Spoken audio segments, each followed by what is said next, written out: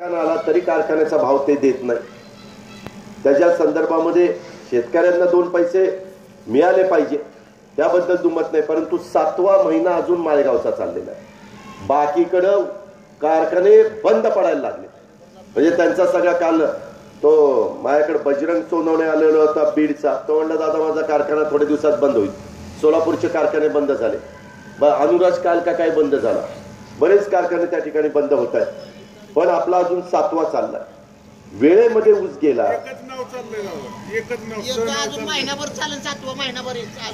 तुम्हाला तसंच पाहिजे। तुम्ही आम्हाला पाडल्यावर तुमचं कसं चाललंय? आम्ही असतो तर बाळासाहेबाला सांगितलं असतं बाळासाहेब ऊस घेऊन जावा, लगेच ऊस घेऊन बाळासाहेब भाव जाहीर करा, बाळासाहेबांनी केला असता, साहेबांनी सांगितलं असतं तरी झालं असतं। तुमच्या कधी कधी लक्षात येत नाही, तुमच्यातल्या तुमच्याच गटामध्ये कुणाला तरी त्या ठिकाणी अडचणीत आणण्याच्या करता तुम्ही गंमत करायला जाता। गंमत केल्यावर ही अशी गंमत होती। स्वतः मुख्यमंत्री आले तरी भाव जाहीर नाही केला, असं कधीच आपल्याकडे घडलं। अरे बापरे बापरे, तेव्हा काय राजस्थानला गेलं काय ड्रेस घातल्या रो यांनी।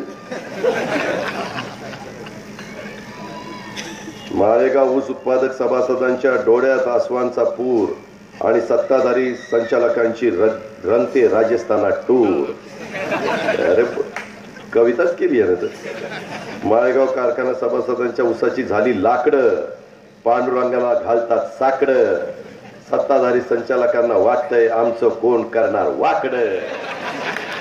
बेस्ट ऊस न तुटलेले चिंताग्रस्त ऊस उत्पादक शेतकरी लवकर गेला असता तर कुणी खोडवा राखला असता, लवकर गेला असता तर कुणी हरभरा टाकला असता, लवकर गेला असता तर कुणी गहू टाकला असता, टनेज वाढला असतं। तुम्हाला माहिती आहे काल मी आणि दत्तामामा भरणे, पुरुषोत्तम दादा जगताप आम्ही कालवा सल्लागार समितीच्या मीटिंगला गेलो होतो। त्याच्या संदर्भामध्ये आपल्याकडं पाणी आहे, मी त्यांना सांगितलं गुंजवणीचं पण पाणी आमच्या निराडाव्याला द्या।